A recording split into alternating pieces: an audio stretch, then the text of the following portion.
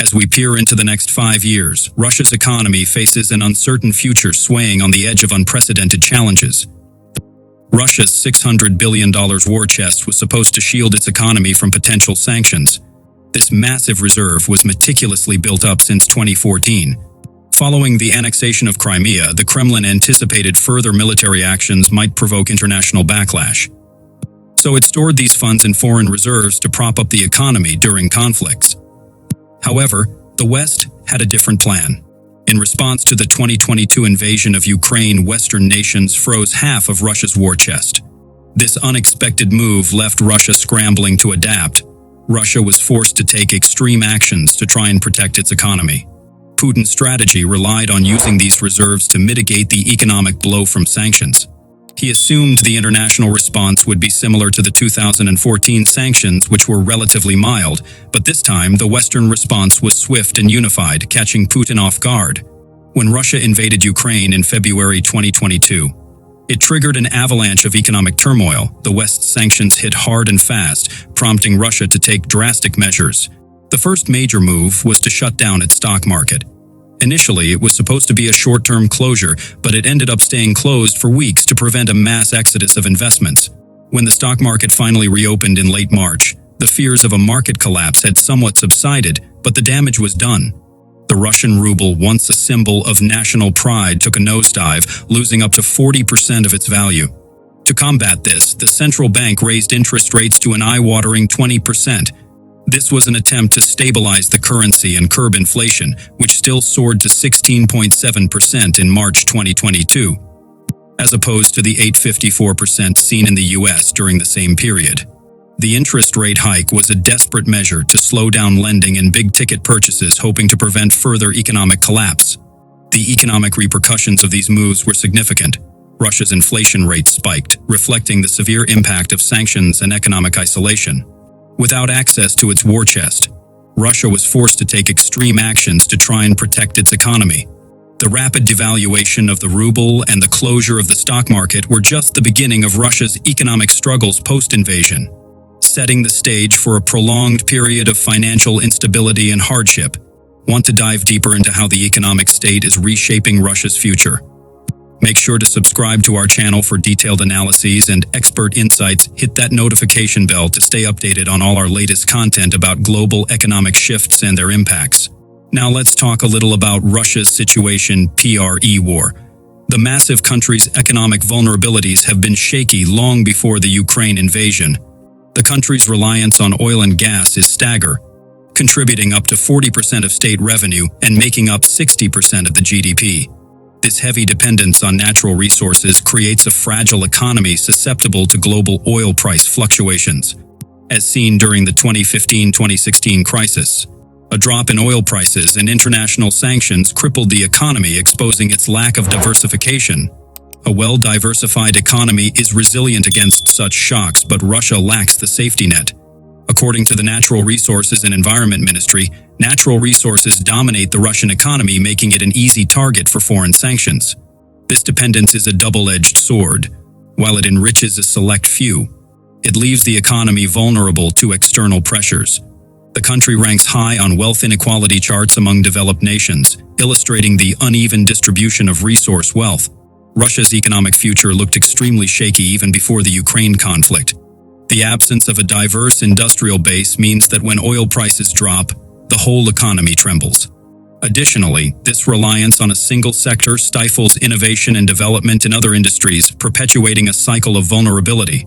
Moreover, Russia's strategic reliance on oil and gas has also been a geopolitical tool influencing Western nations' energy policies.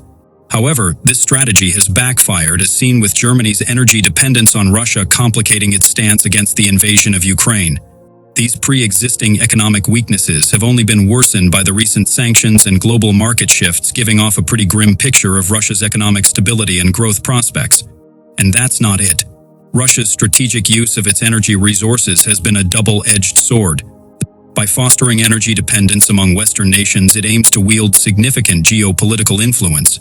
Germany, for example, relies heavily on Russian energy, which has complicated its response to the Ukraine invasion. Germany's reluctance to oppose Russia publicly is due to this dependence, as evidenced by Germany's lack of military support for Ukraine until only recently. Russia's interference in Western energy policies didn't stop there. It has actively supported politicians and initiatives that undermine renewable energy efforts in the West. This tactic aims to maintain the world's reliance on fossil fuels, thereby securing Russia's economic and political leverage. However, this strategy has its pitfalls.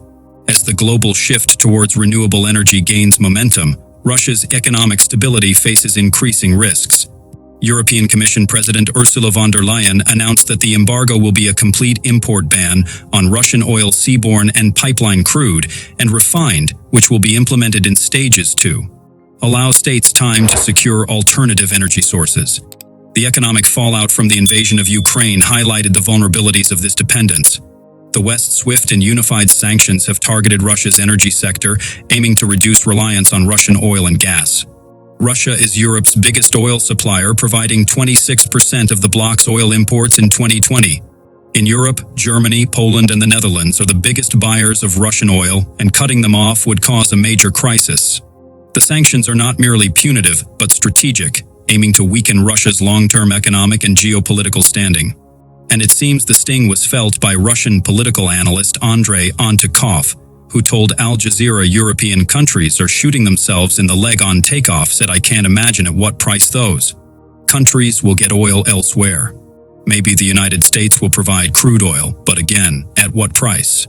Russia's manipulation of energy dependence has backfired, leading to a precarious economic future as Western nations pivot away from Russian energy, undermining its influence and economic foundation. For 2 decades, Putin has systematically transformed Russia's economy from a fledgling market into a Soviet-style command economy, exerting control over key sectors. This transformation began in 2003, with the takeover of Yukos, Russia's largest oil company at the time. The Kremlin orchestrated a series of fake tax bills presenting Yukos with an impossible $27 billion tax debt. This allowed Putin to freeze its assets and seize control, selling them at a fraction of their value to state-owned companies like Rosneft and Gazprom. The consolidation of these companies under state control provided Putin with significant leverage over the economy. Putin was now in direct control of the most important sector of the Russian economy. These enterprises became instruments for his political and personal enrichment, enabling him to dispense wealth and favors among loyalists in the Russian security services. The chilling effect of Yukos, his fate was immediate. Mikhail Khodorkovsky Yukos, his head was imprisoned, and other oligarchs quickly fell in line, recognizing the dire consequences of opposing Putin. The message was clear: comply or face financial ruin and imprisonment. This heavy-handed approach has deterred foreign investment and stifled entrepreneurial activity as businesses fear government expropriation and the rampant corruption that characterizes Russia's economic landscape. State-owned enterprises like Rosneft and Gazprom dominate the energy sector.